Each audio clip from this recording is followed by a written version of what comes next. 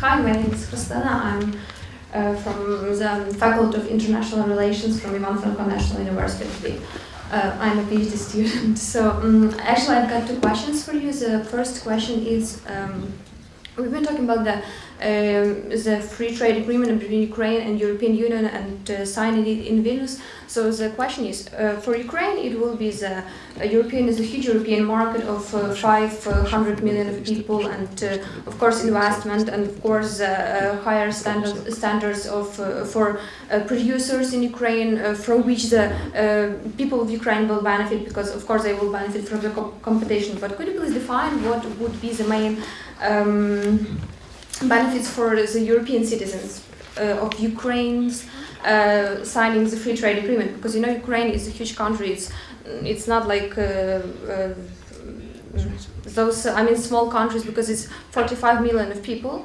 So that's basically the first question. And the second is, how do you see the nearest future of the European Union? I mean, like maybe 10 years in the future. Do you think the European Union should go wider or deeper? Do you really think it should expand? And what do you think about Turkey? Does it have any chance to enter the European Union? Because it's a candidate state since 1968, right? Okay, thank you. Thank you. Please. If you want to Hello.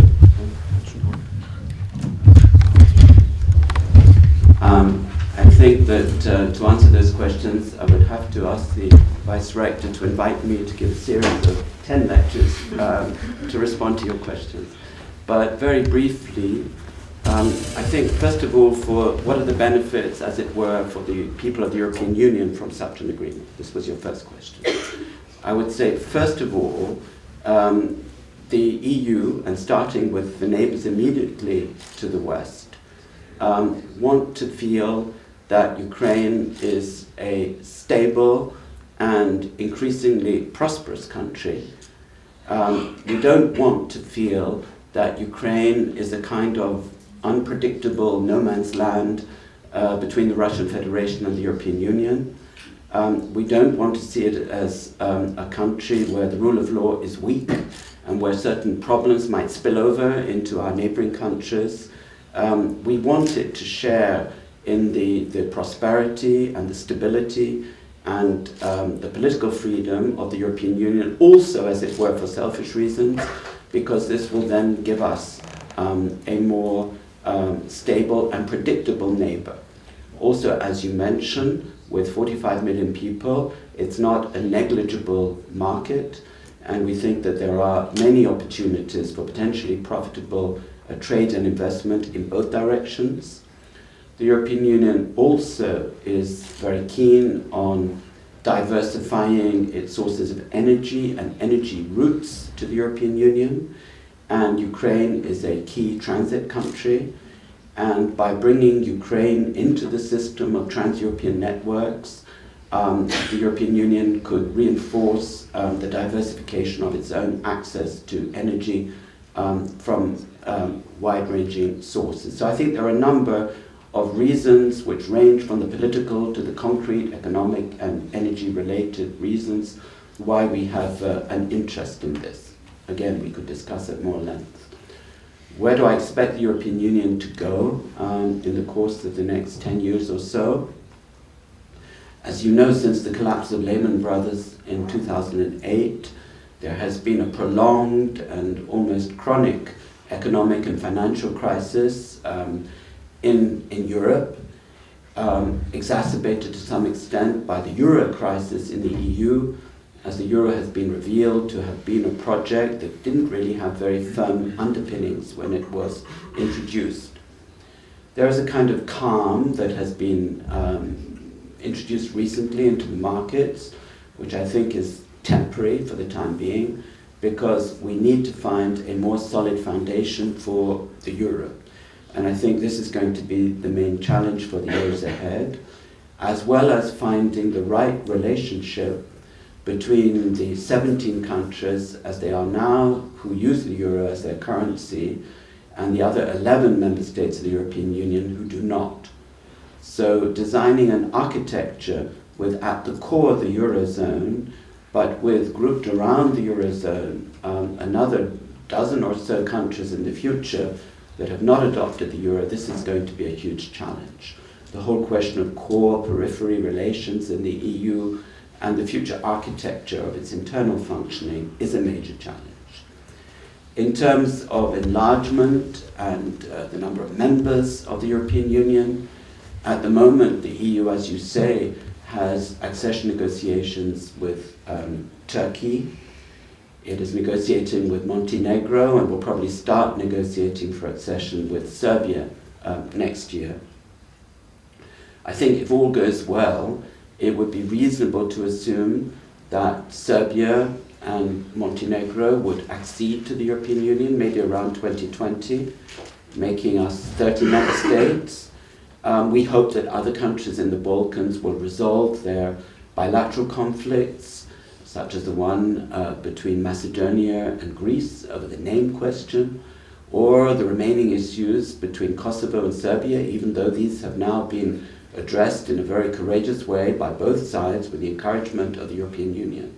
So we hope that other countries in what is now called the Western Balkans may be ready for membership, but I don't see any of them joining within that time period. I think it's going to take longer for Albania, Bosnia and Herzegovina, Macedonia and so on to be ready for membership.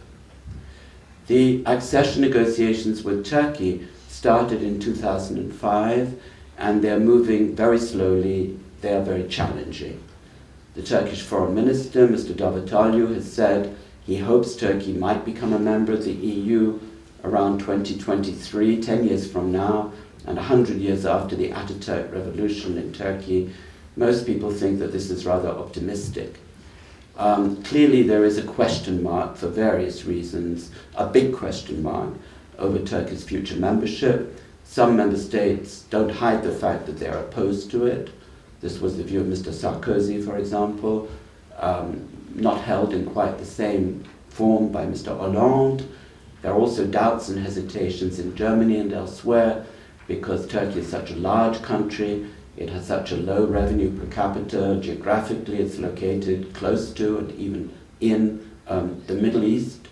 For some in Europe, if not the governments, the fact that Turkey has a predominantly Muslim population poses a challenge, even though that's never been a formal issue for the governments. And on Turkey's own side, there are concerns that membership would mean transparency and opening up many procedures which the government might prefer to keep under its own control. Does it sound familiar? Issues like public procurement, for example. Perhaps above all, there is the question that I mentioned at the beginning in the context of EU-Ukraine relations, the question of shared values. And in the European Union, there is deep concern about limitations on freedom of expression in Turkey. More journalists and writers are in prison in Turkey now than in any other country. There are concerns about minorities. The opening to the Kurds has not really been followed through and is now complicated by the situation in Iraq and in Syria, and other questions where there have been some improvements under European pressure, pre-trial detention conditions and other such matters. So we would like to see decisive progress in Turkey in the areas of political reforms, democracy, the strengthening of fundamental rights and freedoms, and the rule of law, before the question of membership could actually become an immediate prospect. But I think most people in the EU consider that the process of negotiations with Turkey is a force for reform, whether or not Turkey eventually becomes a member.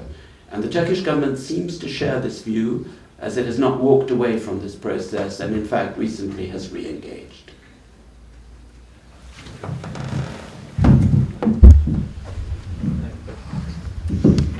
I'm Petr Husak from the Philosophical Chair of the Catholic University here. I have also two questions to you. The first one, you spoke about the shared values. Are the values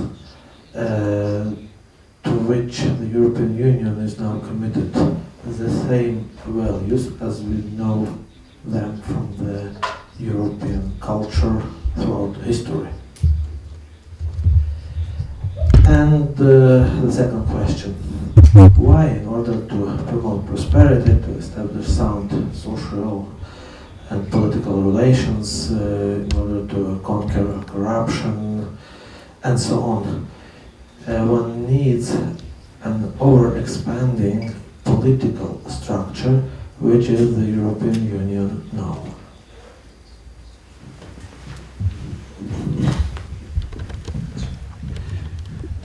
The values that the European Union represents are the product of history and of culture. I think it's simplifying to sum them up as I did in terms of democracy, the rule of law, human rights. These are terms that cover a much wider range of values, of course. But I think the members of the European Union are the product of a common historical process that has been in the past a very difficult one, and in the 20th century very often a very violent one. And I think one of the other values that stems from that is the notion of reconciliation among peoples after previous conflicts. And whether it was between France and Germany, or between Germany and the other countries with which it was at war slightly over half a century ago, or more recently, the conflict between Serbia and Kosovo, for example, I think the European Union has proved very effective in supporting reconciliation. But once again, as with all these value issues, the main impulse has to come from the countries themselves, and then I think the European Union has proved to be capable of reinforcing and supporting those changes. Then your second question, why does it require a kind of overarching political structure in order to bring about these changes? It doesn't require that. I think changes can come about through the aspirations and desires of peoples themselves within a given country. But again, I think the history has shown, if we look back at the last 20 years, 25 years now, since the collapse of communism, the fact that in Central and Eastern Europe, transition from communism to democracy and market economic systems occurred in an almost uniquely peaceful way. I mean, I don't think anybody believed when the Soviet Union collapsed that the transition could possibly be so peaceful. Some lives were lost, particularly in Lithuania. But beyond that, a shot was not fired in what was an extremely far-reaching political transition. Now, I think the credit for that goes first and foremost to the peoples themselves, in Poland, in Hungary, in the Czech Republic, in Estonia, Latvia, Lithuania, Slovenia. These peoples are the ones who determine their country's future. But at the same time, there's no doubt that having a kind of umbrella, providing encouragement and incentives, definitely accelerated and facilitated this process. Hello, my name is Alexander Yarishuk, and I am from Civil Space Center. I would like to ask you two questions. First of all, you've talked about principles, values of the European Union, and also about the rule of law. But one of the recent cases in the United Kingdom that included the sentencing of Ukrainian citizen Lavshin was based on the unconfirmed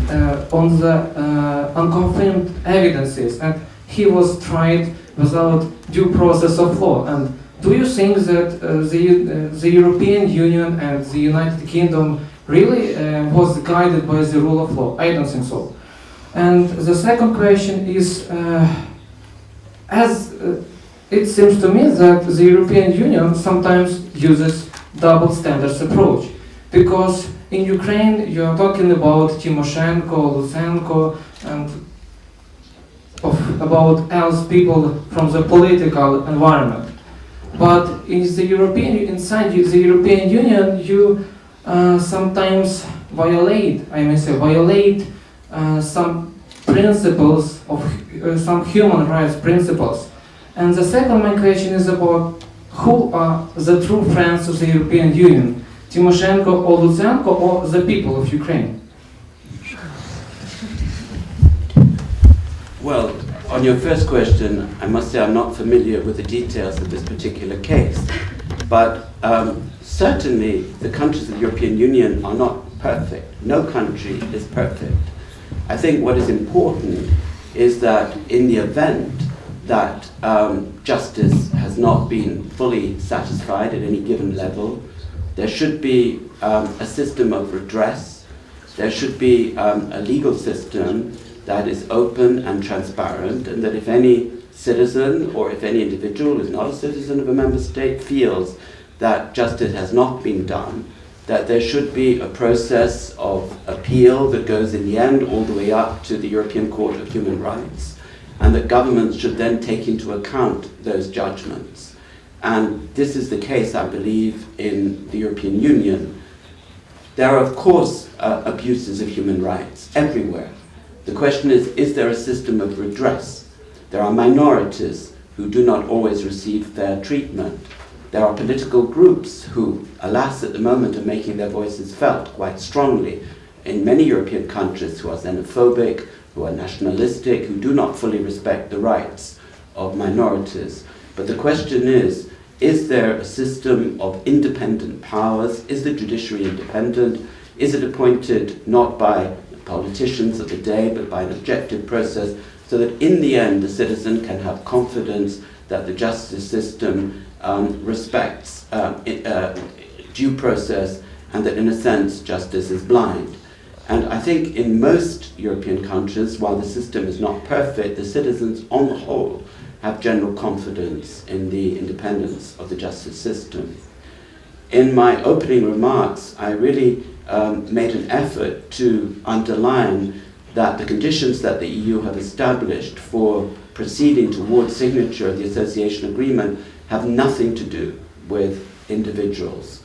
The question is whether the justice system is used for political purposes and is such that it can be used and can be manipulated for political purposes in a process of selective justice, or whether it is transparent and open and fair. And the European Union has no particular interest in the fate of any individual. It's rather the feeling that if we're going to engage in a very ambitious common endeavor with Ukraine, we would like to feel that our institutions are on the same path. Good afternoon. My name is Irina Dobrovolsk. I'm third-year history student here. So here you have spoken more about economics rather than people themselves, and I have a question. If to speak about Russia, there is a strong interference on politics through the Orthodox Church. In most cases, the positions contradict each other in the sense that Church has its own more conservative position. For instance, those are the questions concerning gender, sex, education, and abortion in Eastern Europe. And I know that EU committees like Committee on Human Rights and Committee on Environmental and Food and Safety Affairs are discussing those questions about Eastern Europe right now. And since the Vilnius summit is coming, so how do you see the elimination of the influence of Church in making political decisions? And how should EU promote proper knowledge on gender, sex, education in Ukraine in particular? Thank you.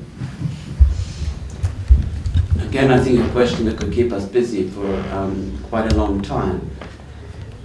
For the EU, the main question regarding religion is freedom of religion and freedom of worship.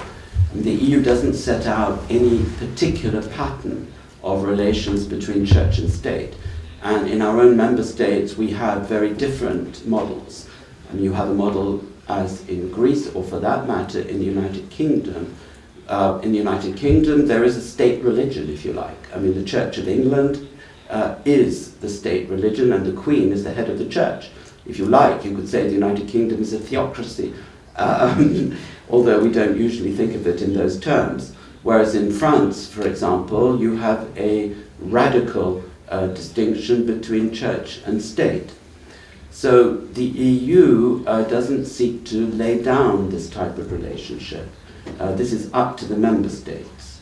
On the other hand, the principle of freedom of religion is fundamental, and the freedom of individuals to exercise their rights independently of their choice of religion or their belonging to a particular ethnic minority, or indeed their sexual orientation, are matters that we think should not affect their rights. And if it is the case that there is discrimination on any of these grounds, then the EU's founding treaties and the case law, the European Court of Justice, does provide for redress. The European Union is active in providing information to citizens about fundamental rights and freedoms of this nature. And even though in Ukraine we have a limited involvement when it comes to education of the population, and we feel that in the first instance that's for the country itself, it's for institutions such as your own here, which is involved in the process of education, we certainly would provide support and encouragement. But first and foremost, these are issues for the individual countries in Europe and not for the EU, provided that fundamental rights and freedoms are respected.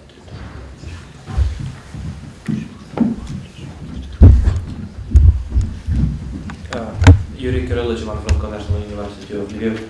I have a question to you about how you estimate the economic risks that Ukraine can face after signing the agreement with the European Union, but not in general, that we will have some economical downturn in the beginning, but in the long term it would get much better. But can you specify more clear about the GDP fall, or which spheres of economy or the business would disappear and which one would emerge? So I would like to hear your estimate of risks in economical terms for Ukraine.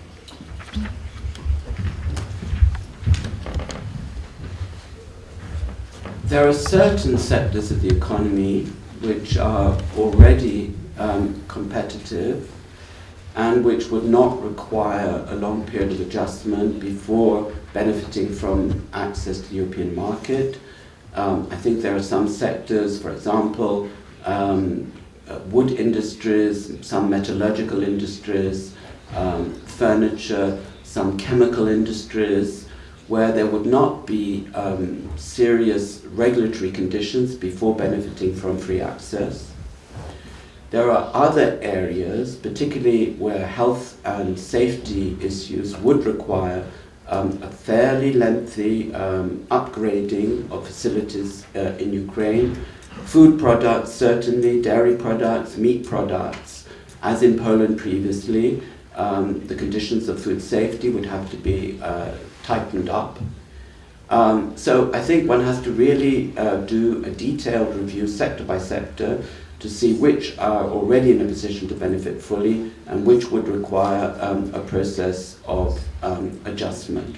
But the broad picture is the one that you describe, and it is similar to what happened in Poland and in your other Western neighbors, whereby I would say a period of 3 to 4 years will be needed to begin seriously the process of regulatory convergence. And during that period, there could be a kind of economic shock, as there was in Poland, and as, for example, there was more recently in Latvia, when it engaged in serious restructuring after the financial crisis. Now Latvia is back on the path of economic growth, and Poland is one of the best performers economically in the European Union. So I think something similar to that would happen in the case of Ukraine.